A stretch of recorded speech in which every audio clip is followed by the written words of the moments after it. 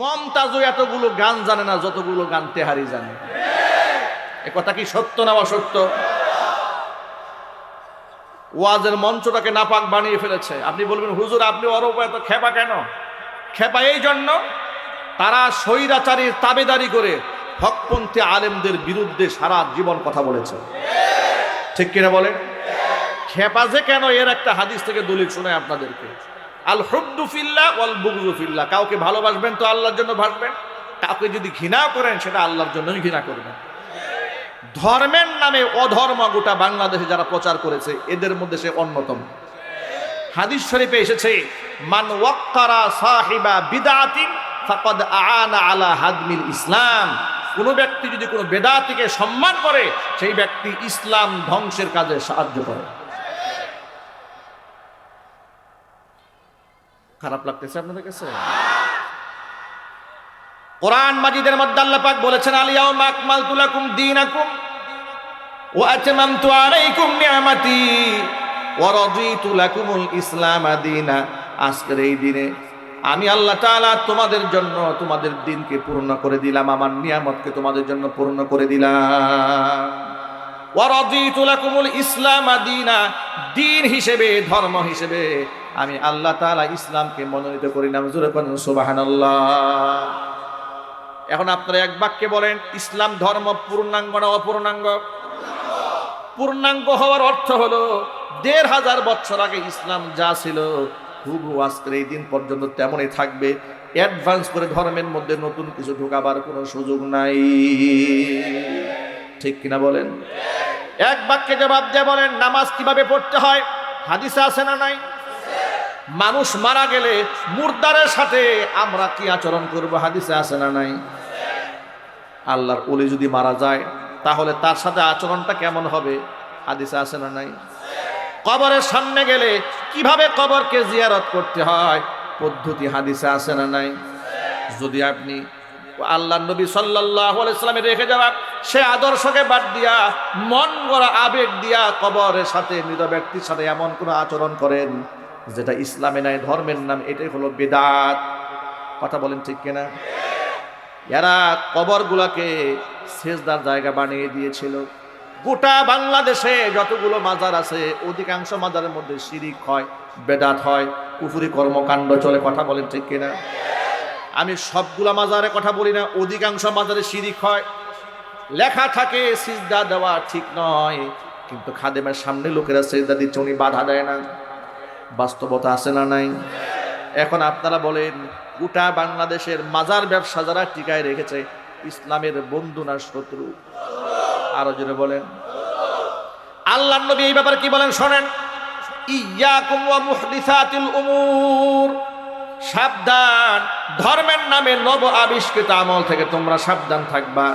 কারণ হচ্ছে ফা ইন্না কুল্লা মুহদাসাতিন বিদআ, প্রত্যেকটা নব আবিষ্কৃত ধর্মের নামে যা চলে সবগুলাই বেদাত।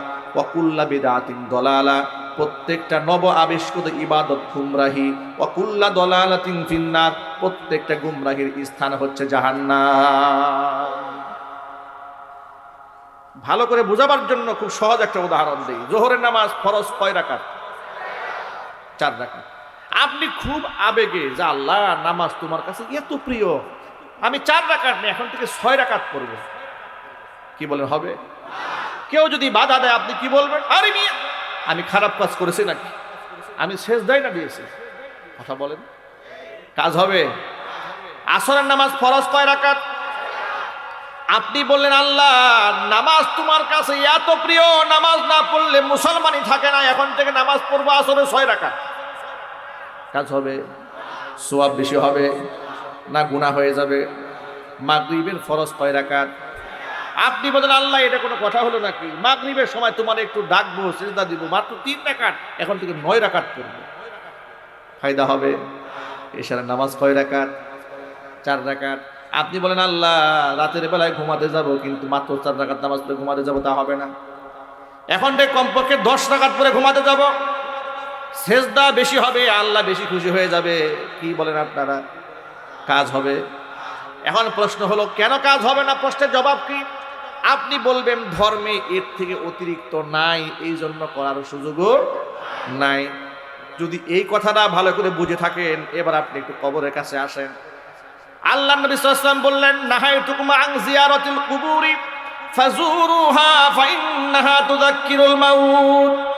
ইসলামের প্রাথমিক যুগে আমি তোমাদেরকে কবর জিয়ারত করা পর্যন্ত বারণ করে দিয়েছিলাম, কারণ এই পৃথিবীর ইহুদি আর খ্রিস্টানেরা তাদের নবীর কবরগুলোকে সেজদার জায়গা বানিয়েছিল।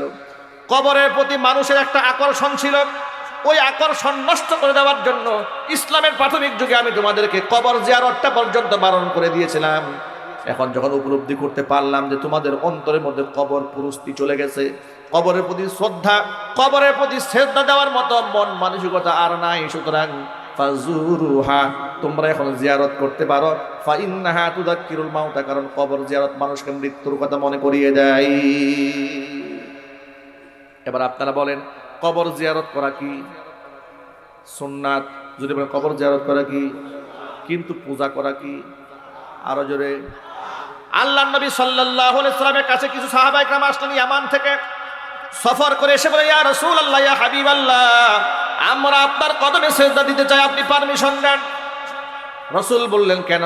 তারা বললেন, আমরা যখন ইয়ামানে গিয়েছি সেখানে দেখেছি খ্রিস্টানেরা তাদের ধর্মযাজকদেরকে সম্মানের করে সিজদা দেয়, আপনিও তো আমাদের ধর্মযাজক, আপনাকে আমরা সিজদা দিতে চাই। আল্লাহর হাবিব বললেন, আমার ইন্তেকালের পরে তোমরা কি আমার কবরের মধ্যে সিজদা দেবে?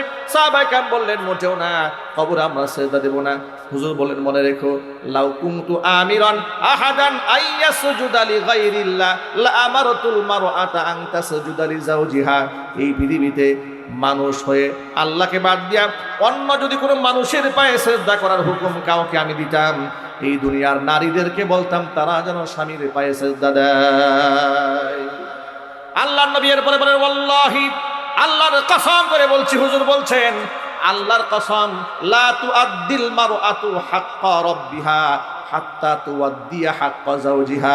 একটা নারী ততক্ষণ পর্যন্ত তার রবের হক আদায় করতে পারে না যতক্ষণ পর্যন্ত সে নিজের স্বামীর হক আদায় করতে না পারে। নবীজি স্পষ্ট জানিয়ে দিলেন, আল্লাহকে বাদ দিয়া মানুষ হয়ে যদি মানুষের পায়ে সিজদা দেওয়ার কোনো সুযোগ থাকতো, পারমিশন যদি দিতেন, তাহলে নিঃসন্দেহে আল্লাহ নবী সাল্লাল্লাহু আলাইহি ওয়াসাল্লাম নারীদেরকে স্বামীর পায়ে সিজদা করার হুকুম করতেন। কিন্তু আপনারা বলেন, আল্লাহ নবী মহিলাদেরকে স্বামীর পায়ে সিজদা করার নির্দেশ দিয়েছেন? আরো যদি বলেন। আমরা এ কথা বলার পর ওরা একটা ভিন্ন ব্যাখ্যা দাঁড় করিয়েছে। সেই ব্যাখ্যা হলো, তারা বলে, আমরা যে পীরের পায়ে সিজদা দেই, মাজারে সিজদা দেই, এই সিজদা এটা আমরা ইবাদতের সিজদা দেই না, এটা আমরা তাজিমি সিজদা দেই, এটা সম্মানের সিজদা দেই। যে সম্মানের সিজদা ফেরেশতারা হযরত আদমকে দিয়েছিল। যুক্তি দাঁড় করে বলে, এক পীর সাহেব তো বলতেছে, যদি গায়রুল্লাহকে সিজদা দেওয়া হারাম হয় আর শিরিক হয়, তাহলে আল্লাহ তাআলা নিজে প্রথম শিরিক করছেন। আরো জোরে কর নাউজুবিল্লাহ। আল্লাহ কেমনে শিরিক করাইলেন? আল্লাহ শিরিক করছে আদমের পায়ে সিজদা দেওয়ার হুকুম তাহলে আল্লাহ কেন দিল? কথা বুঝতে পেরেছেন? আচ্ছা, মানুষকে কি আল্লাহ আদমের পায়ে সিজদা করার হুকুম দিয়েছিলেন? কাদেরকে দিয়েছিলেন? ফেরেশতাদেরকে। ঠিক কিনা জোরে বলেন? তো ফেরেশতাদের তো আর আমল নামার কোনো হিসাব নিকাশ নাই, ঠিক কিনা বলেন? হিসাব নিকাশ তো মানুষ আর জিন জাতির। সুবহানাল্লাহ, আল্লাহু আকবার বলেন। ওরা বলে, আদমকে যেমন ফেরেশতারা সম্মানের সিজদা দিয়েছিল, আমরা আমাদের পীর সাহেবকে সম্মানের সিজদা দিই, কারণ তিনি অনেক সম্মানিত ব্যক্তি। নাউজুবিল্লাহ বলার আগে একটু ভালো করে বুঝে নেন, এই পৃথিবীতে যদি সম্মানের কারণে দুনিয়াতে কোনো মানুষ সিজদা পাওয়ার হক রাখত, এই আসমানের নিচে জমিনের উপরে আমাদের নবীজির চাইতে বেশি সম্মানিত ব্যক্তি পৃথিবীতে ছিল না, বর্তমানে নেই, ভবিষ্যতে হওয়ার কোনো সম্ভাবনা নাই। এক বাক্যে জবাব দিয়ে বলেন, ওই ভণ্ডরা তাহলে কি মনে করে? আল্লাহ নবী সাল্লাল্লাহু আলাইহি ওয়াসাল্লামের জীবদ্দশায় ১৬ লক্ষ সাহাবী হুজুরের জীবদ্দশায় হজ পালন করেছেন। নবীজি ১৬ লক্ষ সাহাবীর সামনে বিদায় হজের ভাষণ দিয়েছেন। আপনারা বলেন, আল্লাহর নবীকে সাহাবায়ে কেরাম কি কম সম্মান করতেন? আরো জোরে করেন। এমন সম্মান তারা রাসূলুল্লাহকে করেছেন, আর এমন ভালোবাসা তারা রাসূলুল্লাহকে দিয়েছেন, এই পৃথিবীতে নজিরা আর কেউ দিতে পারবে না। বদর প্রান্তরে আল্লাহর নবী তীর দিয়ে কাতার সোজা করছিলেন। মাত্র 313 জনের কাফেলা, তো রাসূল খুব টেনশন করছেন এই সাহাবীদেরকে নিয়ে। এই নিরস্ত্র 313 জন 1000 সশস্ত্র ক্যাডারদের সামনে দাঁড়িয়ে থাকবে কেন? খুব আশঙ্কার মধ্যে আছেন। সাহাবায়ে কেরাম তাকে আশ্বস্ত করলেন। আনসারী সাহাবী বলে উঠলেন দাঁড়িয়ে, হে রাসূল, আপনি আমাদেরকে নিয়ে টেনশন করছেন, আপনি নিশ্চিত থাকেন আমরা আপনার পক্ষ হয়ে আপনার সাথে আল্লাহর পথে লড়ে যাব, ততক্ষণ আমাদের চোখের পাতা নড়বে যতক্ষণ। আপনি আমাদেরকে নিয়ে ঘাবড়াবেন না। আমরা মুসা কালিমুল্লাহর উম্মতের মতো বলবো না যে আপনি আর আপনার আল্লাহ গিয়ে যুদ্ধ করেন, এই ধরনের কথা আমরা বলবো না। চিৎকার দিয়ে বলেন সুবহানাল্লাহ। আল্লাহর নবী আশ্বস্ত হলেন, কাতার সোজা করতেছিলেন। হাতে ছিল একখানা তীর, তীরের আগা দিয়া সাওয়াদ রাদিয়াল্লাহু তাআলা আনহু, মদিনার একজন সাহাবী, তিনি অ্যাডভান্স হয়ে সামনে চলে এসেছিলেন। হুজুরের হাতে থাকা তীরখানা দিয়ে পেটের মধ্যে গুতা দিয়ে বললেন, সাহাবীরে সামনে কেন আসলো, পিছনে যাও। সাওয়াদ রাদিয়াল্লাহু তাআলা আনহু পিছনে হটে গেলেন। পিছনে গিয়ে বলছে, ইয়া রাসূলুল্লাহ, আপনি যে তীরের আগা দিয়া আমার পেটের মধ্যে গুতা মেরেছেন, আমি কিন্তু খুব কষ্ট পেয়েছি, আমি কিন্তু ব্যথা পেয়েছি। আর কোরআনে কারিমের আয়াতের মধ্যে আছে ওয়াল জুরুহা কিসাস, কেউ যদি কাউকে আঘাত করে হুবহু সে আঘাতটা ফিরাই দিতে পারে। নবীজি, আপনি যে আমাকে আঘাত করলেন, আমি এর বদলা নিতে চাই। এই কথা বলতে না বলতে নবীজি সাল্লাল্লাহু আলাইহি সাল্লাম নিজের হাতে থাকা তীরখানা সাহাবীর হাতে ধরায় দিলেন, বদলা নাও। সাওয়াদ বলে, ইয়া রাসূলুল্লাহ, আপনি যখন আমার পেটের মধ্যে গুঁতো মেরেছিলেন তখন তো আমার গায়ের মধ্যে কোনো পোশাক ছিল না, কিন্তু আপনার গায়ের মধ্যে এখন চাদর আছে, চাদরটা আপনি খোলেন। সাথে সাথে নবী সাল্লাল্লাহু আলাইহি ওয়াসাল্লাম দেহ থেকে চাদরটা উন্মুক্ত করে দিলেন। সাওয়াদ রাদিয়াল্লাহু তাআলা আনহু আল্লাহর হাবিবের উন্মুক্ত দেহটা বুক দিয়ে জড়ায় ধরলেন, ঠোঁট দ্বারা চুমা খাই থাকলেন, চোখের পানি ছেড়ে দিলেন, আর বলেন, ইয়া রাসূলুল্লাহ, ইয়া হাবিবাল্লাহ, যার জন্য জীবন দিতে পেরেছি, যার জন্য জীবন বাজি রাখতে পেরেছি, যার জন্য ঘর ছাড়লাম, যার জন্য বাড়ি ছাড়লাম, যার মহব্বতে আজকে জীবন উৎসর্গ করার জন্য দাঁড়িয়েছি, তার কাছ থেকে বদলা নেব, এত বড় নাফরমান তো আমি হই নাই। নবীজি বললেন, সাহাবীরে, কেন তুমি আচরণটা করলে? সাওয়াদ রাদিয়াল্লাহু তাআলা আনহু বলছে, নবীজি, মাত্র 313 জন নিরস্ত্র সদস্য আমরা, আমাদের চোখের সামনে আমাদের প্রতিপক্ষ 1000 সশস্ত্র।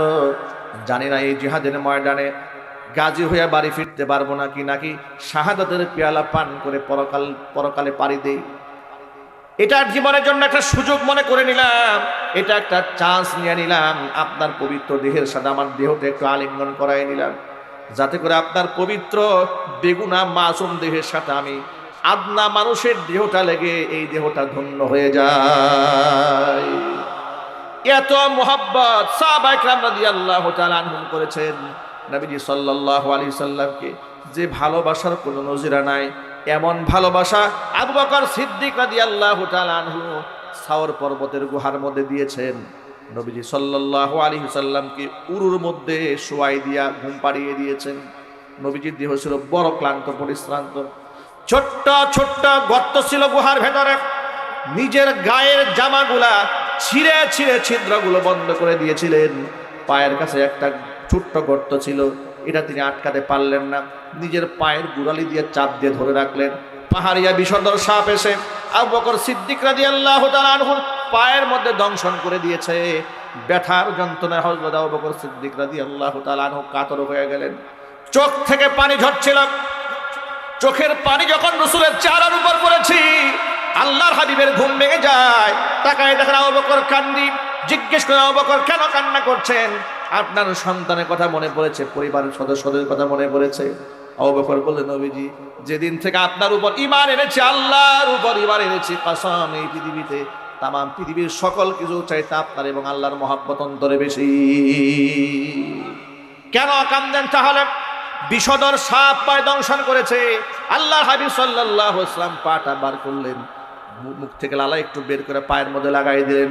আবু বকর বলছেন, নবীজির লালা মুবারক পায়ের মধ্যে দেওয়ার সাথে সাথে বিষধর সাপে কাটার যন্ত্রণা মুহূর্তের মধ্যে পানি হয়ে যায়। জিজ্ঞেস করলাম, আবু বকর, সাপে আপনাকে দংশন করেছে, ডাক দিলেন না কেন আমাকে? কেন কান্না করছেন? আবু বকর বলছে, নবীজি, আল্লাহর হাবিব আমার উরুর মধ্যে মাথা রেখে আরাম ফরমাচ্ছেন, ঘুমাচ্ছেন। আমি যদি তাকে ডাক দেই ঘুমে ডিস্টার্ব হবে, রাসূলুল্লাহর কষ্ট হবে, এই কথা চিন্তা করে আপনাকে ডাক দেই নাই। ও নবীজি, আপনাকে কেমনে ডাক দেব? যদি আজকে আমার এই সাপে কাটার যন্ত্রণায় যদি কষ্ট সহ্য করতে করতে আমি মরেও যেতাম, আল্লাহর নবী আরাম ফরমাচ্ছেন, আরামে ডিস্টার্ব দিতে পারতাম না। ভাইরা আমার, আল্লাহর নবীর জন্য জীবন বাজি রাখতে রাজি আছেন কারা কারা? দুহাত দেখতে চায়। আল্লাহ যেন কবুল করে নেন, জোরে করে আল্লাহুম্মা আমিন। হাত নামান। আমি এই রকম সাহাবীদের ঘটনা একটি একটি করে যদি আমরা সারা রাত বলি, শেষ হবে না। আবু বকর কেমন ভালোবেসেছেন, হযরত উসমান গনি কেমন ভালোবেসেছেন, হযরত আলী কাররামাল্লাহু ওয়াজহা কেমন ভালোবেসেছেন, হযরত আবু তালহা রাদিয়াল্লাহু তাআলা আনহু কত ভালোবেসেছেন। এরকম নজিরা একটা একটা বলে সারা রাত বললেও শেষ হবে না। শুধু আপনাদেরকে সবক শোনাতে চাই, বুঝাতে চাই, এক বাক্যে জবাব দিবেন। নবীজি সাল্লাল্লাহু আলাইহি সাল্লামকে সাহাবায়ে কি কম ভালোবাসতেন? কম সম্মান করতেন? এত ভালোবাসা, এত সম্মান তারা দিয়েছেন যে পৃথিবীতে এমন ভালোবাসার তুলনায় হয় না, এমন সম্মানের কোনো তুলনায় হয় না। সাহাবায়ে কেরাম রাদিয়াল্লাহু তাআলা আনহুম আজমাইন, আল্লাহর নবী ওযু করলে সাহাবায়ে কেরাম বরকতের জন্য সেই ওযুর পানিখানা মাটি সহ গায়ের সাথে জড়ায় নিতে। এমন মোহাব্বত করার পরে জীবনে সেজদা দিয়েছেন? একটু জোরে বলতে হবে। কি মনে হয়, তিনি যদি মানুষ হয়ে মানুষের কাছ থেকে সেজদা পাওয়ার হক পৃথিবীতে কারো থাকতো, নিঃসন্দেহে সেই হক মুহাম্মদ রাসূলুল্লাহ থাকতো। কিন্তু সেই রাসূলুল্লাহ সম্মানে সেজদা গ্রহণ করেন নাই, তোমার ল্যাংটা পীরে সেজদা নেয়। কথা বলেন ঠিক কিনা বলেন? তোমার গাজা পীরে সেজদা নেয়, ঢুল তবলা বাজাও আর বলো আমরা মারিফতের গান গাই আল্লাহর। কথা বলেন ঠিক কিনা বলেন? ওরা নিরীহ নিষ্পাপ আলেমদেরকে গ্রেফতার করে পাশবিক নির্যাতন করেছিল। ওরা শহীদ আল্লামা দেলওয়ার হোসেন সাইদি রহমাতুল্লাহি আলাইহির মতো জগৎ বিখ্যাত জনপ্রিয় একজন আলেমকে হিংসার বশবর্তী হয়ে মিথ্যা তকমা দিয়ে মানবতা বিরোধী অপরাধের মিথ্যা নাটক সাজিয়ে 13টি বছর তাকে জেলখানায় ঢুকে নির্যাতন করেছে। কলিজা ওদের ঠান্ডা হয় নাই। নরেন্দ্র মোদীর কলিজা ঠান্ডা করার জন্য চিকিৎসার নামে জেলখানা থেকে বের করে এনে তাকে হসপিটালে বেডে সুস্থ মানুষকে শুইয়ে বিষ প্রয়োগ করে তাকে তারা হত্যা করেছে। সময় এসেছে, এক একজন আলেমকে তোমরা যেভাবে কষ্ট দিয়েছ, যেভাবে তোমরা ঘর ছাড়া করেছ, যেভাবে তোমরা বাড়ি ছাড়া করেছ, যেভাবে তোমরা মানবতা বিরোধী অপরাধ করেছ, ইনশাআল্লাহ বাংলার মাটিতে তোমাদের তৈরি করা ট্রাইব্যুনালে তোমাদের স্বচ্ছ বিচার হবে এবং গোটা দুনিয়াবাসী ইতিহাস তাকিয়ে দেখবে। রাজি আছে তারা? দুহাত দেখতে চায়।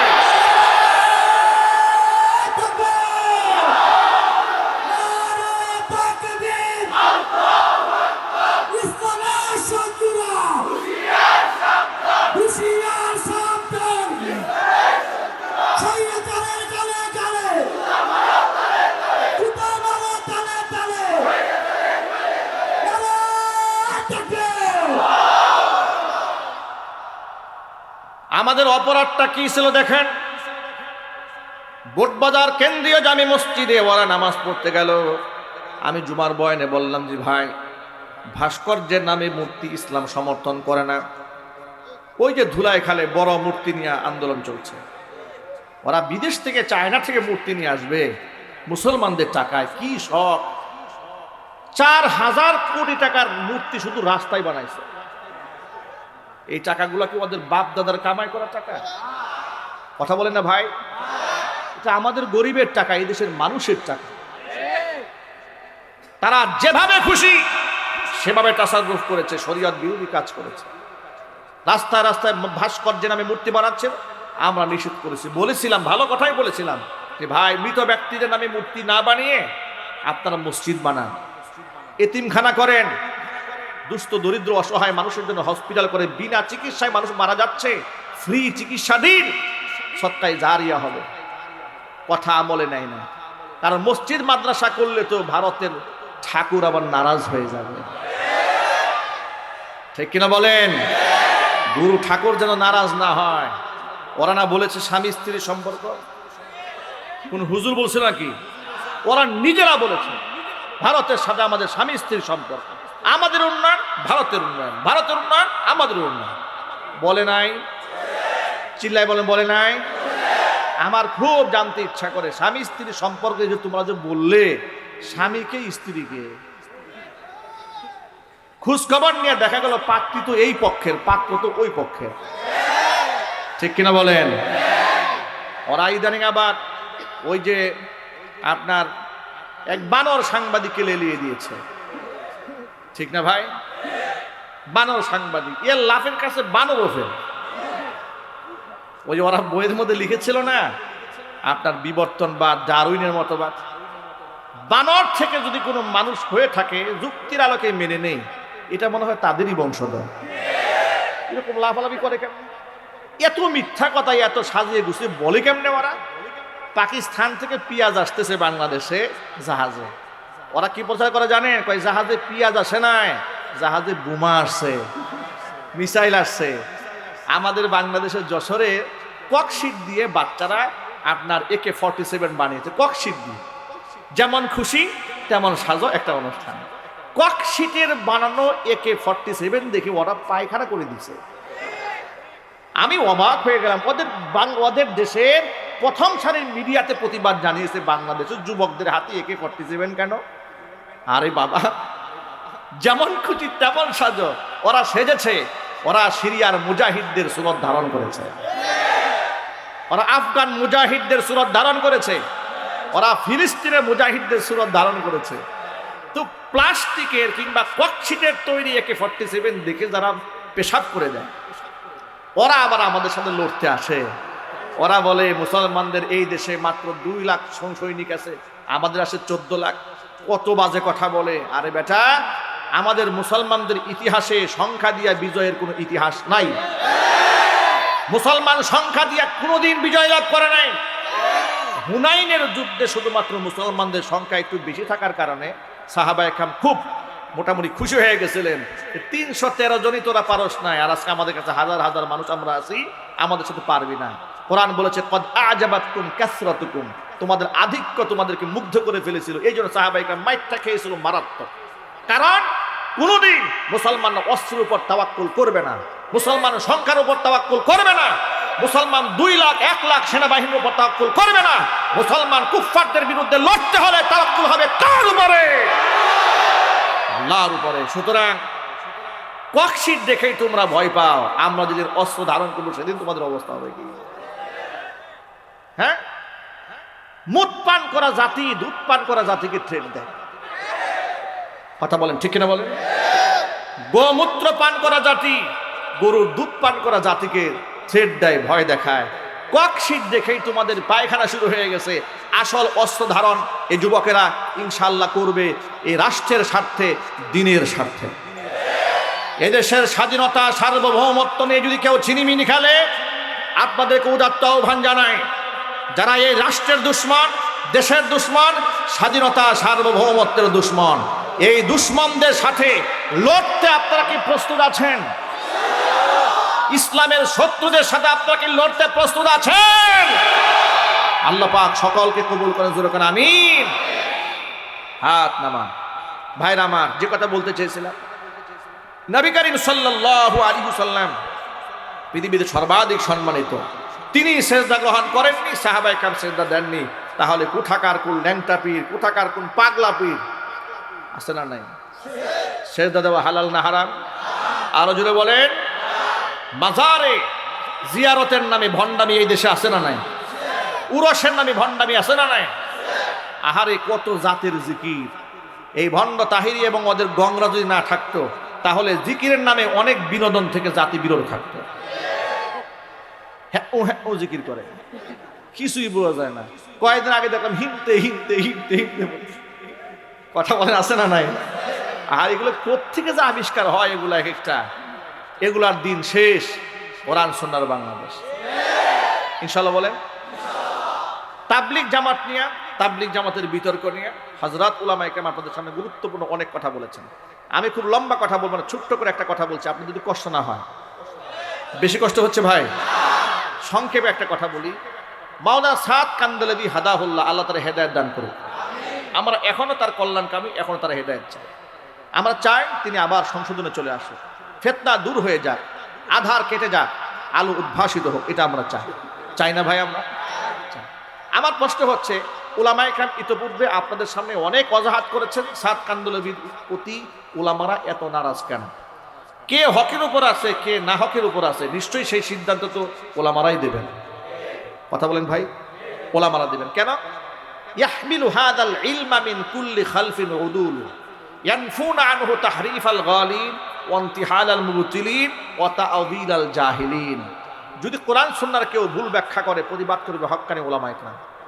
যদি কি মিথ্যা কথা বলে, সেটা প্রতিবাদ জানাবে হক্কানি উলামায়ে কেরাম। কথা বলতে হবে, ঠিক কিনা? কারণ কোরআন সুন্নাহ এমন একটা আমানত, এটাকে রক্ষা করবে একদল নির্ভীক, মুতাদিল, ভারসাম্যপূর্ণ, ইনসাফগার উলামারা। চিল্লায় কোন সুবহানাল্লাহ। উলামায়ে কেরাম যখন দেখলেন যে তিনি বক্তব্যের মধ্যে এমন কিছু কথাবার্তা বলেন যেগুলো আহলুস সুন্নাহ ওয়াল জামাতের আকীদা বিরোধী।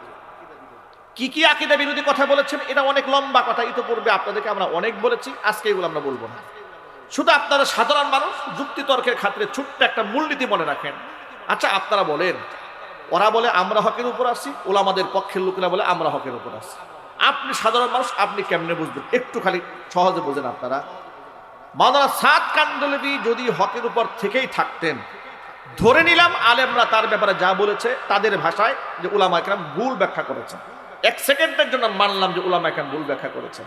কিন্তু তিনি যখন দেখলেন যে আমার কারণে গোটা পৃথিবীর একটি পবিত্র জামাত টুকরা টুকরা হয়ে যাচ্ছে, আমার নেতৃত্বকে টিকায় রাখার জন্য আমার উস্তাদরা আমাকে ছেড়ে চলে গেল, আমার কারণে বাংলাদেশে মানুষ খুন হচ্ছে, 2018 সালে খুন হয়ে গেল, আমি যাবো না না যাবো এটা তো বড় ব্যাপার না, দিন টিকে থাক, উলামারা এক হয়ে থাক, তাবলীগ জামাত এক হয়ে থাক, এই চিন্তা যদি তার নিজের মাথায় না থাকে, করিমের মাথায় করতে আসবে? কথা বলেন।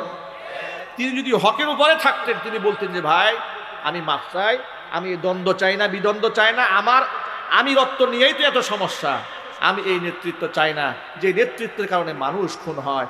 তিনি যদি চান 1 মিনিটের মধ্যে এই দ্বন্দ্ব পৃথিবী থেকে মিটাই দেওয়া সম্ভব, ঠিক কিনা বলেন? কিন্তু বলেন 2018 সালে তারা ছাত্রদের উপর ইজতেমা ময়দানে হামলা করে মানুষ খুন করলেন, 24 সালেও এরা তো মানুষ খুন করলেন। এই পর্যন্ত সাদ সাহেবের এই ব্যাপারে কোনো বক্তব্য আছে?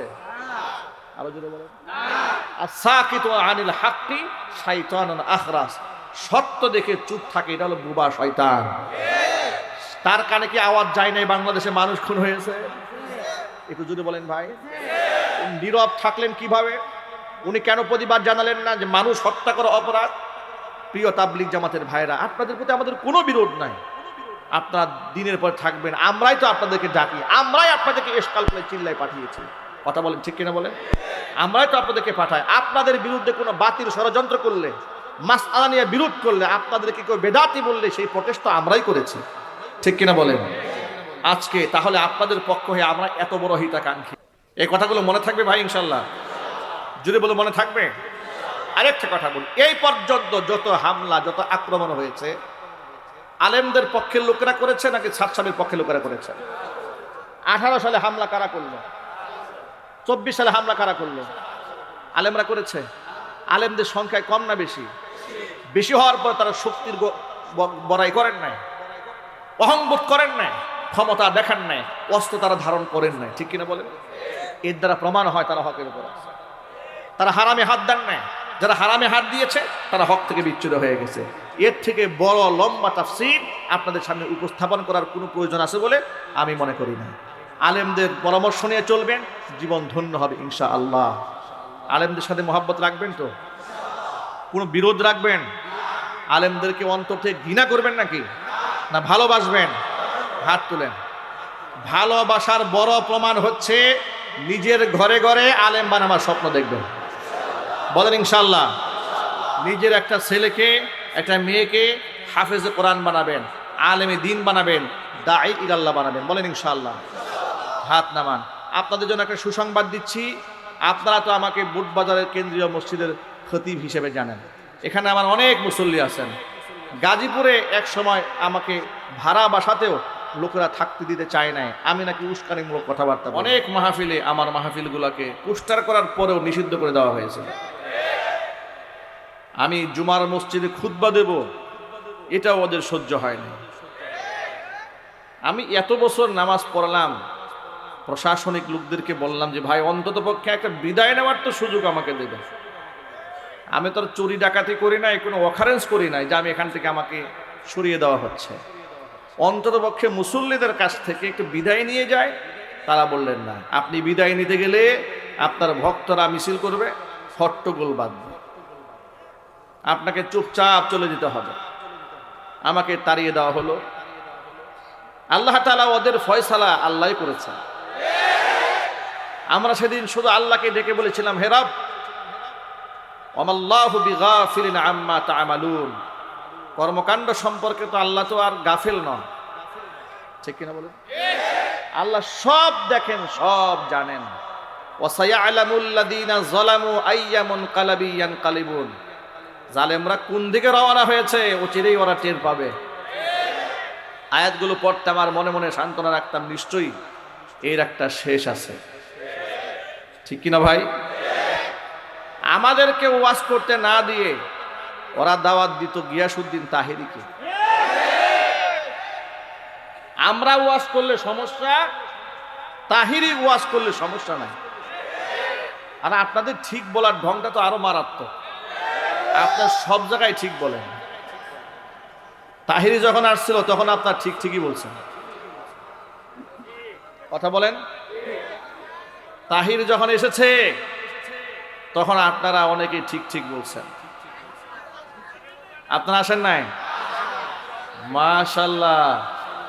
আচ্ছা, ওই সময় আসেন নাই কারা কারা? হাত দেখি তো। আল্লাহু আকবার।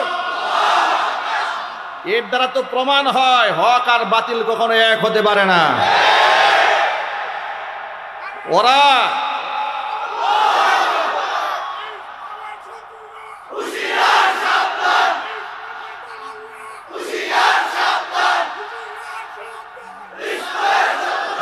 ভাইরা, আমরা ওয়াজ করলে অসুবিধা, কিন্তু তাহিরিকে বসিয়ে রেখে বড় বড় রাঘব বোয়ালরা ডান পাশে একজন, বাম পাশে একজন। কথা বুঝতে পেরেছেন? রাজবাড়ী জেলা ঈদগাহ ময়দানে খাতমে নবুয়্যত সম্মেলন করার জন্য উলামায়ে কেরাম সিদ্ধান্ত গ্রহণ করলেন। মহানগরের সব আলেমরা মিলে। প্রশাসন বলল রাজবাড়ির মাঠ পারমিশন দেওয়া হবে না।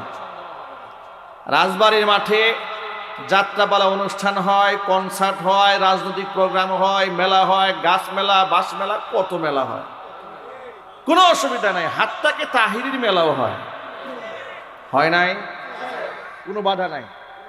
আলেমরা খাতমে নবুয়্যত সম্মেলন করতে গিয়েছে, বাধা দিয়েছে। সর্বশেষ চান্দনা চৌরাস্তা প্রায় পাইলট উচ্চ বিদ্যালয় মাঠে আলেমরা প্রোগ্রাম করেছে। এমনকি যারা এগুলা করেছে তারা সুকৌশলে, এরা শত্রু বানিয়ে নিয়েছিল হকপন্থী আলেমদেরকে, বন্ধু বানিয়েছিল বেদাতি এবং বিভ্রান্ত আলেমদেরকে। এর একটা কারণ আছে, এর কারণটা বলি আপনাদেরকে। তাদেরকে তারা কেন পছন্দ করত? রাসূল পাক সাল্লাল্লাহু আলাইহি ওয়াসাল্লামের সেই ভাষাটা মনে রাখবেন, আল কুফরু মিল্লাতুন ওয়াহিদা। পৃথিবীর সব কুফফাররা এক দলভুক্ত। বাতিল যত প্রকারের বাতিল আছে, গবেষণা করে দেখবেন যে একটার সাথে একটা, রসুনের এক একটা কোষ যেমন একটা আরেকটার সাথে মিশে থাকে, বাতিলও একটা আরেকটার সাথে সেই অঙ্গাঙ্গিভাবে জড়িত। যে মনির ভাই যে সাতপন্থীদের কথা বললেন, এই সাতপন্থীরা রাষ্ট্রের সামনে হকপন্থী আলেমদেরকে ভিলেন বানাবার জন্য আমাদেরকে তকমা দিত হেফাজতি আলেম বলে। আমাদেরকে পাকিস্তানি আলেম বলে, পাকিস্তানি সাপোর্টার বলে, স্বাধীনতা বিরোধী বলে ওরা আমাদেরকে তকমা দিয়ে তারা স্বৈরাচারীর আমলের সমস্ত সুযোগ সুবিধা তারা ভোগ করত। ওয়াসিফগং সরাসরি স্বৈরাচারীর সাথে এদের লিয়াজু মেনটেন করে ওরা টিকেছিল। সেই সূত্র ধরে বাতিলদের সাথে বাতিলদের একটা মিল পাওয়া গেছে। এই তাহিরিকে তারা কেন দাওয়াত দিত? তারা প্রকাশ্যে নৌকার পক্ষে ক্যাম্পেইন করত। আপনি আন্দাজও করতে পারবেন না এদেশের অসংখ্য উলামারা যখন জেলখানায় কারারুদ্ধ অবস্থায় আছে, কি পরিমাণ আলেমরা কষ্ট পেয়েছে। আপনাদেরকে একটু আন্দাজ আছে না ভুলে গেছেন? এ কথা কি মনে আছে আপনাদের? আলেমদেরকে পায়ের মধ্যে ডান্ডা বেরিয়ে পড়িয়েছে, কোমরের মধ্যে গরুর রশি লাগিয়েছে, ঘন্টার পর ঘন্টা পিঠমোড়া করে তারা পিলারের সাথে আলেমদেরকে বেঁধে রেখে দিয়েছে, এরকম কষ্ট দিয়েছে। ওই সময় এই ভণ্ড তাহিরি বলেছিল, বিশেষ করে মামুনুল হক অ্যারেস্ট হওয়ার পরে, যে আমাদেরকে পুলিশ তো ধরে না, কিন্তু এদেরকে ধরে কেন? ও বলে, উপহাস করে বলেছিল, আমাদের সাথে আল্লাহর ওলিদের সম্পর্ক থাকার কারণে আমাদের কোনো বিপদ আপদ হয় না, আর যেহেতু আমাদের সাথে ওলিদের সম্পর্ক নাই, এই জন্য আমাদের বিপদ আসে। এখন তো স্বৈরাচার বিদায় হওয়ার পরে বুঝতে পেরেছি আসল ওলিটা কে ছিল। ওলিও নাই, ওনার নিরাপত্তাও নাই। বোঝা গেল সেই অলি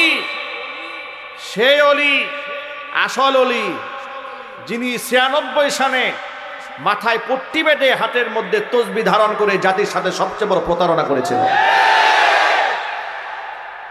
এই অলি হচ্ছে সেই অলি 2013 সালে শাপলা চত্বরে অগণিত আলেমদেরকে গুলি করে, খুন করে, তাদেরকে গুম করে, ব্রাশ ফায়ার করে, ফ্লাশ করে দিয়ে গোটা পৃথিবীর সমস্ত মুসলিম উম্মার কলিজার মধ্যে আঘাত দিয়েছিল।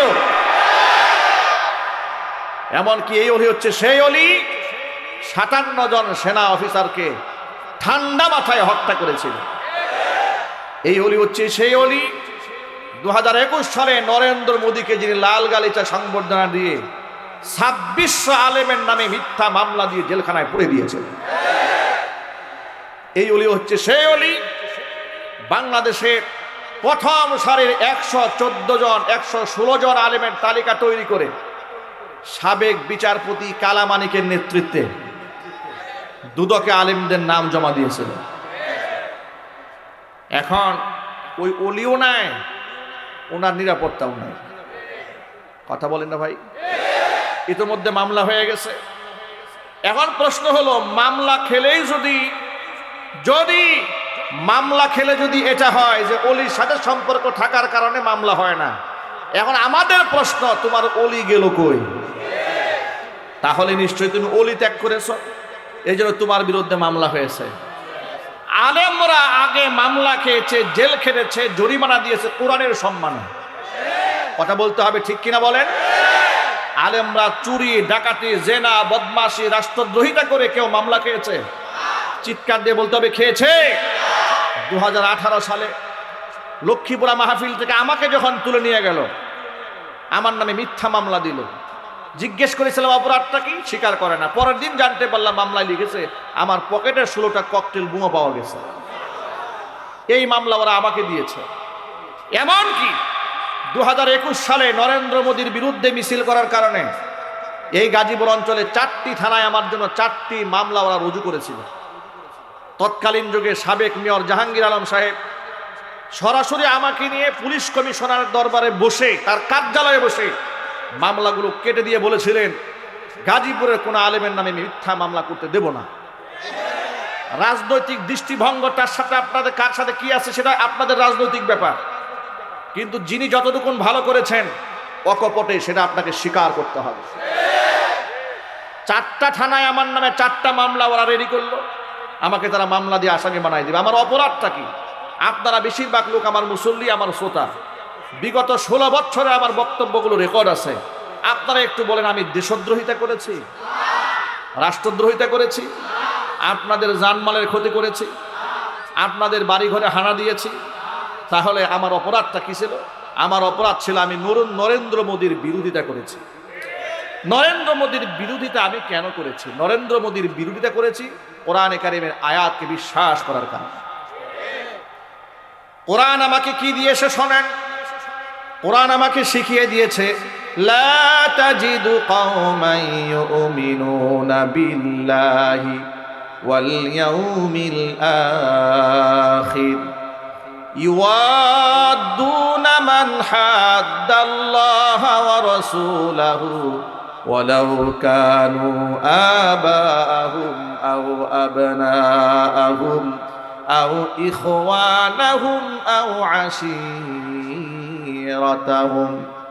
উলাইকা কাতাবা ফি কুলুবিহিমুল ঈমান। ও নবীজি, লা তাজিদু কওমান, এমন কোন জাতিকে আপনি পাবেন না, ইউমিনুনা বিল্লাহি ওয়াল ইয়াউমিল আখির, আমি আল্লাহর উপর যাদের ঈমান আছে, পরকালের উপর যাদের ঈমান আছে, তারা বন্ধুত্ব রাখবে ওই সমস্ত ব্যক্তিদের সাথে যারা আমি আল্লাহ এবং আমার রাসূলের সাথে যারা যুদ্ধের ঘোষণা দিয়েছে। আল্লাহ এবং আল্লাহ রাসূলের শত্রু যারা, তাদের সাথে বন্ধুত্ব রাখে, এমন কোন ঈমানদার এই পৃথিবী থাকতে পারে না। এই কথাটা কে বলেছেন জোরে বলেন? আল্লাহ পাক বলেন, আমার দুশমনরা যদি ঈমানদারদের ওয়ালাউ কাদু আবাহুম, যদিও তারা তাদের বাবা হয়, বাবাকেও ছাড়বে না। আও আবানাহুম, যদি সন্তান হয়, সন্তানকেও তারা ছাড় দেবে না। আও ইখওয়ানাহুম, যদি তাদের ভাই হয়, ভাইকেও তারা ছাড়বে না। আও আশীরাতাহুম, যদি নিকটতম আত্মীয় স্বজন হয়, এরপরও তারা ছেড়ে দেবে না। তাদের সাথে হৃদ্যতাপূর্ণ সম্পর্ক রাখতে পারে না যারা আল্লাহ এবং আমার রাসূলের দুশমন। আপনাদের কাছে আমার ছোট্ট প্রশ্ন জবাব দেবেন, নরেন্দ্র মোদী মুসলমানদের বন্ধু না শত্রু? আরো জোরে। সন্দেহ আছে আপনাদের? বিজেপি সরকার মুসলমানদের বন্ধু না শত্রু? 500 বছরের ঐতিহ্য বাবরি মসজিদ যারা ভেঙে দিয়ে মন্দির নির্মাণ করতে পারে, ফ্রিজের মধ্যে গরুর মাংস আছে, এই অজুহাত দিয়ে যারা মানুষকে জীবন্ত জবাই করে হত্যা করতে পারে, বৃদ্ধ মানুষদের দাড়ি ধরে টেনে হিচড়ে জোরপূর্বক জয় শ্রীরাম স্লোগান দিতে যারা বাধ্য করে, এমনকি হোলি উৎসবে মুসলিম নারীদেরকে জোরপূর্বক গায়ের মুখে যারা রং মেখে দেয়, এমনকি মসজিদের সামনে গিয়ে ঢোল তবলা বাজিয়ে পূজা উদযাপন করে, এমনকি মুসলমানদের বাড়িঘর যারা বুলডোজার দিয়ে ভেঙে দেয়, মসজিদ পর্যন্ত একের পর এক। শুধুমাত্র আপনারা একটা মসজিদের খবর তো জানেন, বাবরি মসজিদ। আল্লাহর কসম, তারা একটা মসজিদ ভাঙে নাই। বাবরি মসজিদ ঐতিহাসিক মসজিদ বিদায় সবাই জানেন, এমন শত শত হাজার হাজার মসজিদ ওরা বুলডোজার দিয়ে গুড়িয়ে দিয়েছে। যারা আমার মসজিদের বিরুদ্ধে আক্রমণ করে, যারা আমার মুসলমানকে জবাই করে, যারা আমার মুসলিম ভাই বোনদেরকে স্বাধীনভাবে ধর্ম পালন করতে দেয় না, কসম আল্লাহর, সে যত বড় দেশের রাষ্ট্রপ্রধান হোক না কেন, তার প্রতি আমার ন্যূনতম শ্রদ্ধাবোধ থাকতে পারে না। বেঈমান মুনাফিকরা তাকে লাল গালিচা সংবর্ধনা দিলেও আমার সামনে পেলে তাকে জুতা পিটা করা ছাড়া কোনো আপ্যায়ন থাকবে না।